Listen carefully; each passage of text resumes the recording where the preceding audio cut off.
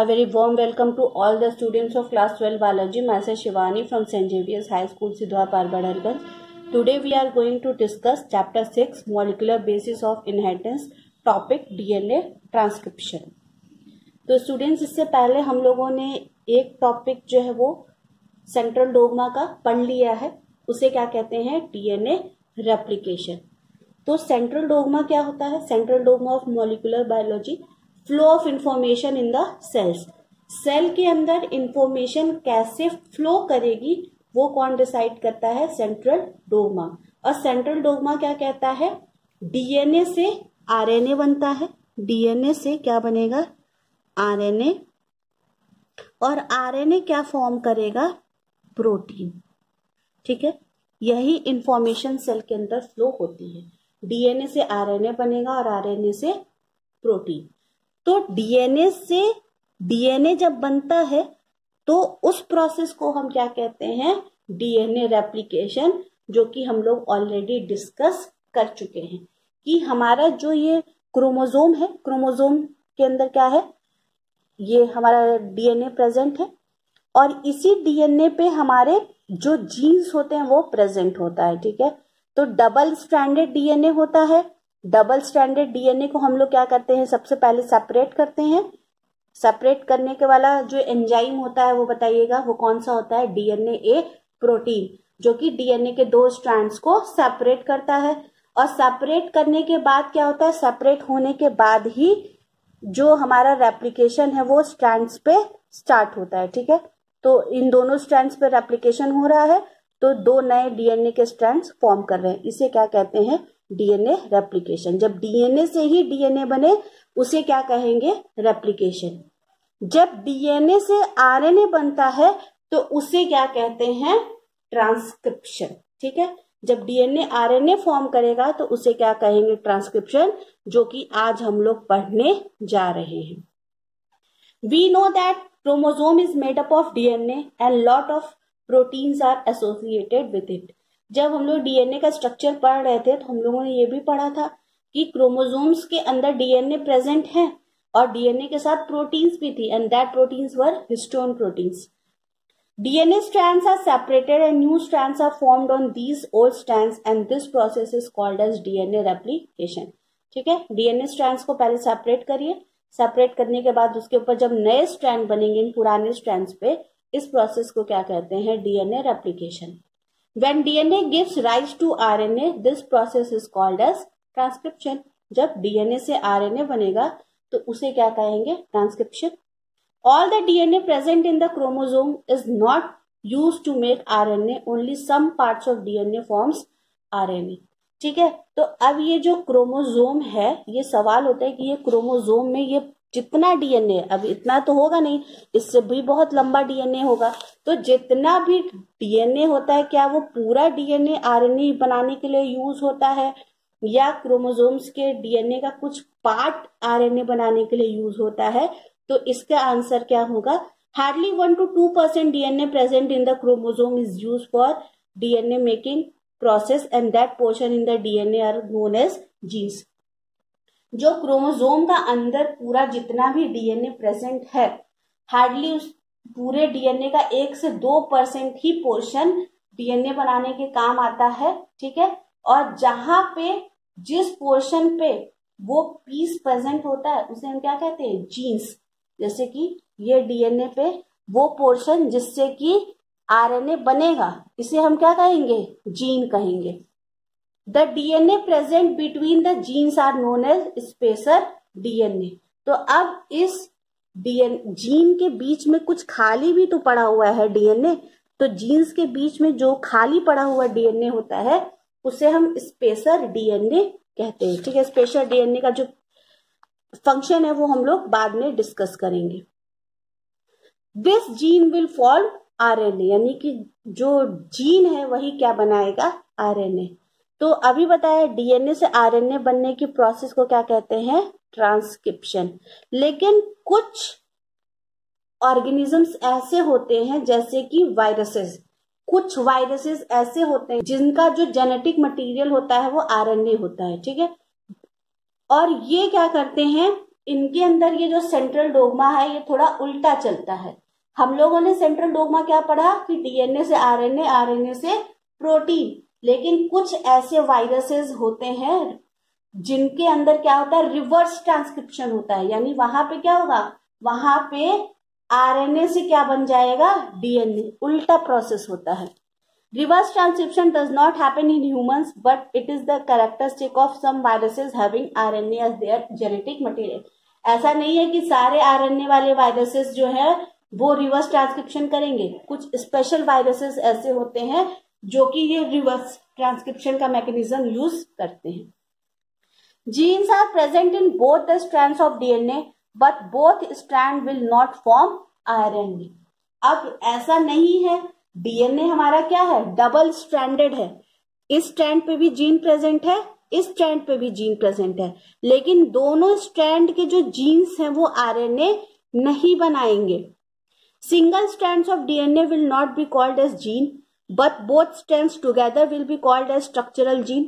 In this double-stranded DNA, only one strand will form RNA and that strand will be called as template strand. तो ये जो है, ये DNA का 2 strand है, तो आप सिर्फ इस सिंगल स्ट्रैंड को जीन नहीं कहेंगे या सिर्फ इस सिंगल स्ट्रैंड को जीन नहीं कहेंगे, दोनों स्ट्रैंड को मिला के क्या कहेंगे, स्ट्रक्चरल जीन।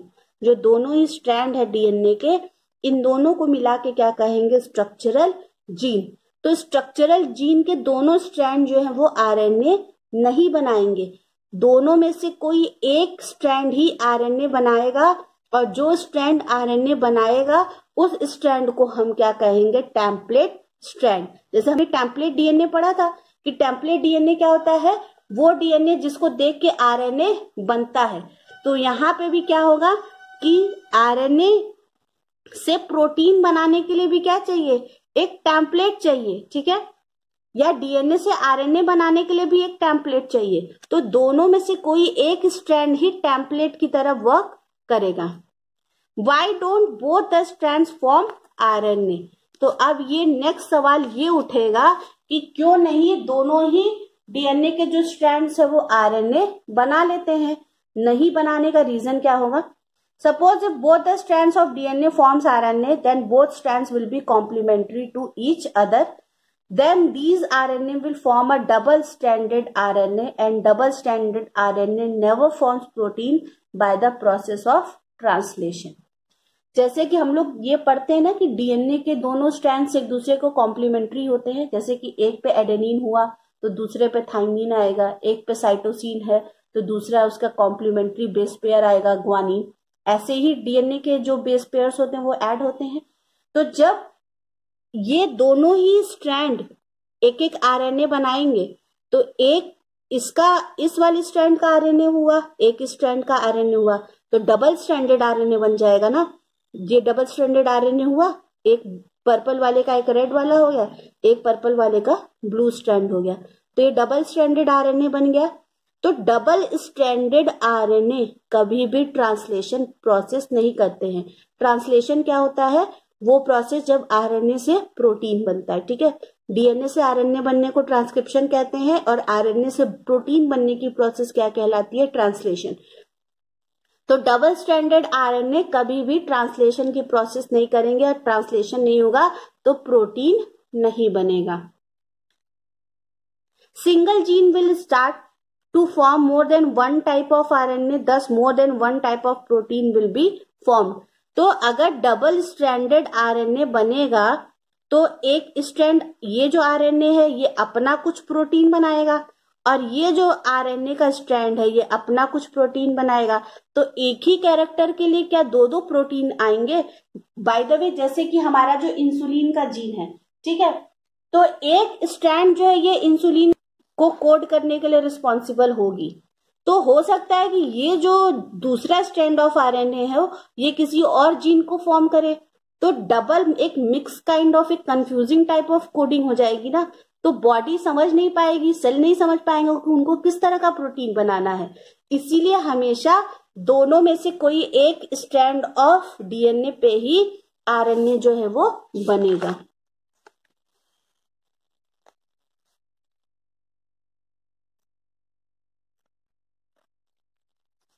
आई होप इतनी चीज क्लियर हो गई होगी सबको कि डीएनए ट्रांसक्रिप्शन में क्या है, डीएनए से आरएनए, आरएनए से प्रोटीन। तो डीएनए से डीएनए बनने को रेप्लिकेशन कहेंगे, डीएनए से आरएनए बनने को ट्रांसक्रिप्शन, और आरएनए से प्रोटीन क्या होता है, ट्रांसलेशन।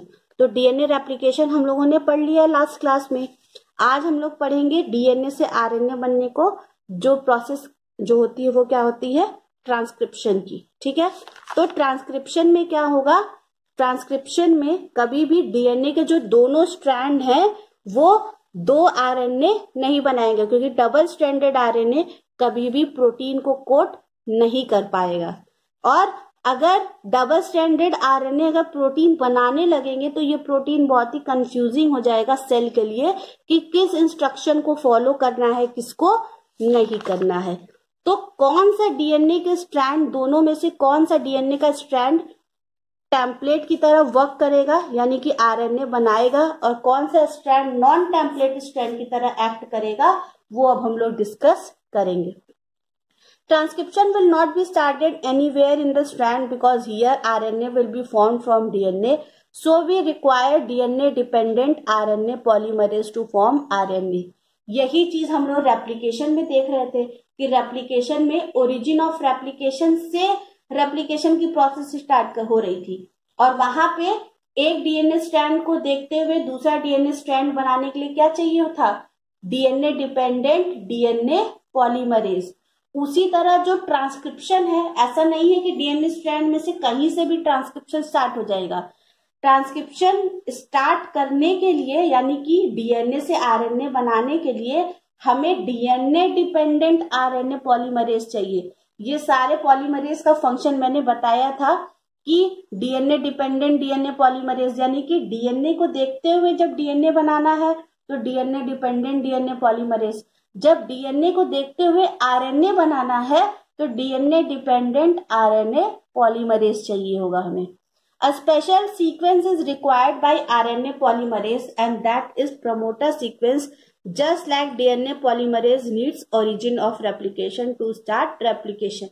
तो जो हमारा आरएनए पॉलीमरेज है उसको भी एक स्पेशल सीक्वेंस चाहिए ताकि वो क्या कर सके, वो ट्रांसक्रिप्शन की प्रोसेस को स्टार्ट कर सके।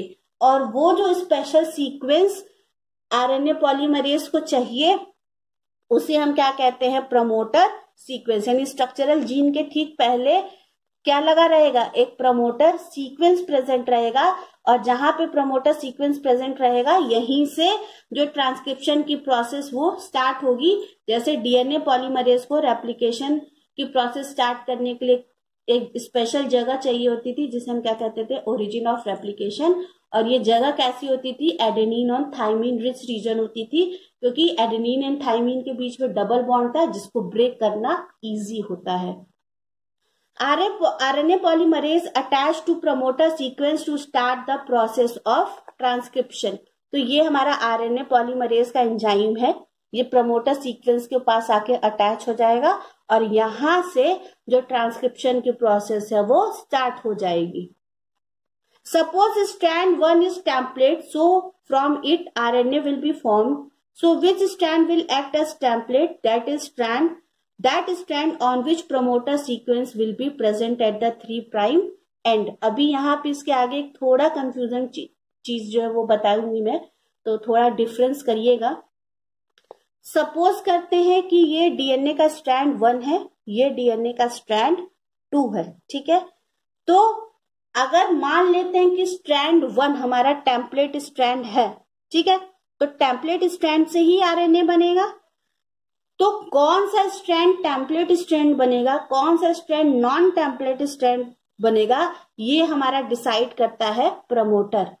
जिस स्ट्रैंड पे प्रमोटर प्रेजेंट होगा वो स्ट्रैंड हमेशा टेम्पलेट स्ट्रैंड कहलाएगी। अब चाहे वो इस वाले डीएनए स्ट्रैंड 1 पे हो तो ये टेम्पलेट स्ट्रैंड हो जाएगा। अगर यही प्रमोटर इस पे प्रेजेंट होता है स्ट्रैंड 2 पे, तो स्ट्रैंड 2 किसकी तरह एक्ट करता, टेम्पलेट की तरह। If promoter was attached on 3' end of strand 2, then this strand would be acting as template. अगर स्ट्रैंड 2 के पास होता तो स्ट्रैंड 2 टेम्पलेट की तरह एक्ट करता, और स्ट्रैंड 1 के पास है तो स्ट्रैंड 1। जिसके पास भी प्रमोटर होगा वही स्ट्रैंड जो है वो टेम्पलेट स्ट्रैंड की तरह वर्क करेगा। At the 5 prime end of structural gene, another sequence is present which is known as terminator sequence. तो स्ट्रक्चरल जीन का जो एंड होता है, स्ट्रक्चरल जीन के एंड पे भी एक सीक्वेंस प्रेजेंट होता है जिसका नाम क्या होता है इस स्पेशल सीक्वेंस का, इसका नाम है टर्मिनेटर सीक्वेंस। तो टर्मिनेटर सीक्वेंस क्या करेगा, जो ट्रांसक्रिप्शन की प्रोसेस है उसको रोकने के लिए यूज होता है। So another strand will be known as non-template strand which does not code for RNA, but this strand is also known as coding strand, while the template strand is known as non-coding strand. तो जब ये वाला strand template strand है तो template strand के opposite वाला strand किस नाम से जाना जाएगा, नॉन टेम्पलेट। लेकिन यहाँ पे एक चीज उल्टा होता है। उल्टा क्या चीज है कि जो हमारा नॉन टेम्पलेट स्ट्रैंड है, नॉन टेम्पलेट स्ट्रैंड को हम लोग कहते हैं कोडिंग स्ट्रैंड। ठीक है, इस चीज को बहुत अच्छे से समझिएगा कि सबसे पहले क्या होगा, टेम्पलेट स्ट्रैंड किस स्ट्रैंड को कहेंगे, जहां पे प्रमोटर सीक्वेंस प्रेजेंट होगा। ठीक है, जिस स्ट्रैंड पे भी प्रमोटर होगा वो टेम्पलेट स्ट्रैंड की तरफ वर्क करेगा। अब एक टेम्पलेट हो गया तो टेम्पलेट के जस्ट अपोजिट वाला क्या कहलाएगा, नॉन टेम्पलेट। तो टेम्पलेट स्ट्रैंड को हम लोग क्या कहते हैं, नॉन कोडिंग स्ट्रैंड कहेंगे, और जो नॉन टेम्पलेट स्ट्रैंड होती है वो क्या होती है, कोडिंग स्ट्रैंड। यानी कि ये हमारा टेम्पलेट स्ट्रैंड है ये वाला, लेकिन इसको बोलेंगे क्या, नॉन कोडिंग। और ये नॉन टेम्पलेट है तो इसको क्या बोलेंगे, coding strand. When we talk about structural gene in general, we tell the location of promoter and terminator sequence according to the non-template strand. तो एक चीज और होता है कि जो हमारा टेम्पलेट स्ट्रैंड है इसके पास तो फंक्शन है। क्या फंक्शन ये करेगा, आरएनए बनाने का फंक्शन करेगा। ठीक है, लेकिन हमारे नॉन टेम्पलेट स्ट्रैंड के पास कोई भी काम नहीं है। ठीक है, ये यूजलेस की तरह पड़ा होता है। तो नॉन टेम्पलेट स्ट्रैंड ये कहता है कि ठीक है सारा काम तो टेम्पलेट स्ट्रैंड कर रहा है, लेकिन जब भी तुम प्रमोटर या टर्मिनेटर सीक्वेंस की बात करोगे तो तुम मेरे टर्म्स के अकॉर्डिंग बात करना। ठीक है, यानी कि नॉन टेम्पलेट स्ट्रैंड के रेस्पेक्ट में प्रमोटर और टर्मिनेटर का सीक्वेंस बताना। So the promoter is located at 5 prime end of structural gene and terminator is located at 3 prime end of structural gene. तो हमेशा प्रमोटर और टर्मिनेटर का जो सीक्वेंस है वो नॉन टेम्पलेट कोडिंग स्ट्रैंड के अकॉर्डिंग आप बताएंगे कि नॉन टेम्पलेट या कोडिंग स्ट्रैंड के 5 प्राइम एंड पे क्या प्रेजेंट होता है, प्रमोटर सीक्वेंस, और 3 प्राइम एंड पे क्या प्रेजेंट होता है, terminator sequence. In a genetic strand, it is not decided that which strand will act as template strand. ठीक है, तो जैसे क्या होता है कि ये 2 स्ट्रैंड ऑफ डीएनए है, तो 2 स्ट्रैंड ऑफ डीएनए में से ये टेम्पलेट स्ट्रैंड की तरह एक्ट करेगी कि ये टेम्पलेट स्ट्रैंड की तरह एक्ट टेम्पलेट बन जाए, कभी ये टेम्पलेट बन जाए, कभी ये टेम्पलेट बन जाए, कभी ये टेम्पलेट बन जाए। ठीक है, अब हमें क्या करना है, हमें टाइप्स ऑफ आरएनए डिस्कस करना है। तो बेसिक अगर देखा जाए तो कई तरह के आरएनए प्रेजेंट होते हैं। यहाँ पे ट्रांसक्रिप्शन के लिए हमें 3 मेजर आरएनए के टाइप्स को पढ़ना है। एक है मैसेंजर आरएनए जिसको कि एमआरएनए कहते हैं, दूसरा है राइबोसोमल आरएनए जिसे आरआरएनए कहते हैं, और तीसरा है ट्रांसफर आरएनए जिसे कि टीआरएनए हैं। RNA helps in formation of protein and this process is known as translation. तक तो ये पता चल गया है कि आरएनए क्या करता है, प्रोटीन बनाता है, और प्रोटीन बनने की प्रोसेस को क्या कहते हैं, translation. There are certain genes which form an mRNA and this strand is single which has all the information that which amino acid will be joined in the protein and what will be the sequence of that amino acid. जो हमारा mRNA का जो chain होता है वो ये single strand पे होता है। ठीक है, तो कुछ डीएनए क्या है, एमआरएनए बनाएंगे, कुछ आरआरएनए बनाएंगे, कुछ टीआरएनए बनाएंगे। सारे टाइप ऑफ आरएनए डीएनए से ही बनेंगे, ठीक है। तो एमआरएनए के पास क्या होता है, एमआरएनए के पास इंफॉर्मेशन होती है कि कौन सा एमाइनो एसिड इस चेन में आके ज्वाइन होगा और उसका सीक्वेंस क्या होगा। यानी कि मेथियोनिन के बाद ग्लाइसिन, ग्लाइसिन के बाद एलेनिन होगा। तो ये अमाइनो एसिड के जो कोडिंग का सीक्वेंस होता है, ये किसको प्रेजेंट होता है, किसके पास होता है, एमआरएनए के पास। कि एमआरएनए के पास सारा इंफॉर्मेशन है कि इस प्रोटीन के बाद कौन सा प्रोटीन अमाइनो एसिड ज्वाइन होगा, आई एम सो सॉरी, इस अमाइनो एसिड के पास कौन सा अमाइनो एसिड, इस अमाइनो एसिड के पास कौन सा अमाइनो एसिड। ये पूरा सीक्वेंस जो है वो सीक्वेंस का इंफॉर्मेशन एमआरएनए के पास होता है। mRNA has the code for the formation of protein for which two more types of RNA are used, and that is ribosomal RNA and transfer RNA। तो mRNA को पता है कि कौन सा प्रोटीन बनना है, और उस प्रोटीन को बनाने के लिए mRNA दो तरह के और RNA का यूज करता है। एक होता है rRNA यानी राइबोसोमल RNA, और दूसरा होता है tRNA या transfer RNA। Ribosomal and it gets attached to the strands of mRNA। तो जो हमारा rRNA होता है, rRNA किससे बना होता है, राइबोसोम और प्रोटीन से। तो ये जो rRNA होता है, राइबोसोमल RNA, इसका शेप कैसा होता है, बर्गर की तरह, और ये दोनों बर्गर के दो साइड mRNA से जाके अटैच हो जाते हैं, ठीक है। tRNA reads the code on mRNA strand and then picks that amino acid from the cytoplasm and deliver it to the mRNA strand। तो इसके बाद हमारा जो तीसरा वाला RNA है वो क्या होता है कि tRNA जो है ये क्या करता है कि mRNA के जो स्ट्रैंड है इसके ऊपर तीन तीन कोडॉन का एक बनता है अमाइनो एसिड, ठीक है। 3 कोडॉन का एक अमाइनो एसिड होता है, तो यहाँ पे एक होगा, फिर यहाँ पे एक होगा, ऐसे ऐसे करके ये अमाइनो एसिड को ये रीड करता है mRNA स्ट्रैंड पे। कौन, हमारा tRNA, ठीक है। फिर tRNA रीड करेगा कि सबसे पहला जो कोड है अमाइनो एसिड का mRNA पे वो है मिथ्योनिन का, ठीक है। तो ये क्या करेगा, ये साइटोप्लाज्म से मिथ्योनिन को खोजेगा और लाके यहाँ पे डिलीवर कर देगा। और ये क्या करेगा कि ये प्रोटीन की चेन जो अमाइनो एसिड है उसको यहाँ पे लाके डिलीवर करने के बाद क्या करेगा, यहाँ पे वो प्रेजेंट हो जाएगा, वो आके सीक्वेंस में अटैच हो जाएगा। उसके बाद जो हमारा tRNA वो फिर रीड करेगा कि अगले वाले जो कोडॉन्स हैं वो कौन से अमाइनो एसिड को कोड कर रहे हैं, तो वो ग्लाइसिन को कोड कर रहे हैं। तो ये tRNA फिर जाएगा साइटोप्लाज्म में से ग्लाइसिन को खोजेगा और लाके यहाँ पे प्रेजेंट कर देगा। तो ऐसे ऐसे सारे प्रोटीन्स जो हैं वो mRNA के ऊपर से tRNA रीड करेगा, और रीड करने के बाद आके RNA के पास सब डिलीवर करता जाएगा।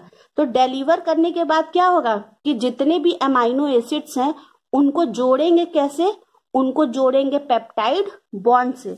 अब पेप्टाइड बॉन्ड से जोड़ने का काम कौन करता है, हमारा rRNA करता है। Suppose first codons code for methionine, so tRNA will go to the cytoplasm and bring methionine and attach it to the strand, अभी बताया। next codons code for glycine amino acid, so again tRNA will do the same work and like this amino acid will be joined in the strand। यानी कि पहला codon किसके ऊपर, किस amino acid के लिए कोड कर रहा है, मेथियोनिन। tRNA गया साइटोप्लाज्म में, मेथियोनिन लाके स्ट्रैंड में जोड़ दिया। फिर जो tRNA उसने रीड किया कि मिथियोनिन के बाद जो अगला अमाइनो एसिड है वो ग्लाइसिन है, फिर से वो जाएगा साइटोप्लाज्म में, ग्लाइसिन लाके मिथियोनिन के बगल में रख देगा।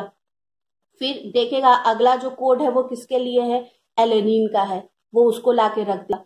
तो ये मिथ्योनिन, ग्लाइसिन, एलेनिन ज्वाइन किससे होंगे, ये सब ज्वाइन होंगे पेप्टाइड बॉन्ड से। तो पेप्टाइड बॉन्ड बनाने के लिए कौन सा आरएनए वर्क करेगा, वो होगा हमारा राइबोसोमल आरएनए, क्योंकि राइबोसोमल आरएनए के पास एंजाइमेटिक एक्टिविटी होगी और एंजाइमेटिक एक्टिविटी के थ्रू ये प्रोटीन्स के बीच में क्या बनाएगा, peptide bond. 3 types of RNA are used in protein formation, all of which are formed from DNA, and this happens inside the nucleus of the cell। तो दिमाग में ये क्वेश्चन आता है कि आखिर जो हमारे टाइप्स ऑफ आरएनए हैं, चाहे वो राइबोसोमल आरएनए हो, चाहे वो मैसेंजर आरएनए हो, चाहे वो ट्रांसफर आरएनए हो, वो बनता कहाँ है? तो सारे के सारे आरएनए बनते हैं सेल के न्यूक्लियस में। लेकिन सेल के न्यूक्लियस में बनने के बाद ये जो न्यूक्लियर पोर होता है, हम लोग ने पढ़ा था कि न्यूक्लियस के पास छोटे छोटे पोर्स प्रेजेंट होते हैं, तो ये आरएनए न्यूक्लियर से होते हुए साइटोप्लाज्म में आ जाता है, और साइटोप्लाज्म में टीआरएनए भी प्रेजेंट होता है, एमआरएनए भी प्रेजेंट होता है, आरआरएनए भी। तो एमआरएनए के स्टैंड पे क्या होता है, जो आरआरएनए है वो आके बर्गर की तरह चिपक जाएंगे, और बर्गर की तरह चिपकने के बाद जो टीआरएनए है वो एमआरएनए के जो स्ट्रैंड है उसको रीड करना स्टार्ट करेगा, और रीड करने के बाद यहाँ साइटोप्लाज्म में जो भी अमाइनो एसिड चाहिए होगा वो यहाँ पे लाके रखता जाएगा, और रखने के बाद जो आरआरएनए है वो उन अमाइनो एसिड के बीच में पेप्टाइड बॉन्ड बनाना स्टार्ट कर देगा। बट देन आरएनए मूव्स, अब ये बता दिया, every protein formed from the translation, the first amino acid formed is methionine. So in any mRNA, first amino acid will always be methionine. तो जब भी protein बनता है सेल में, ठीक है, तो mRNA के स्ट्रैंड जो होता है, चाहे जिस भी सेल में बने, हमेशा जो पहला अमाइनो एसिड होता है वो मिथ्योनिन ही होता है, ठीक है। So this was the basic information about the DNA transcription. Actual transcription का जो प्रोसेस है वो हम लोग नेक्स्ट वीडियो में डिस्कस करेंगे। Till then take care and bye.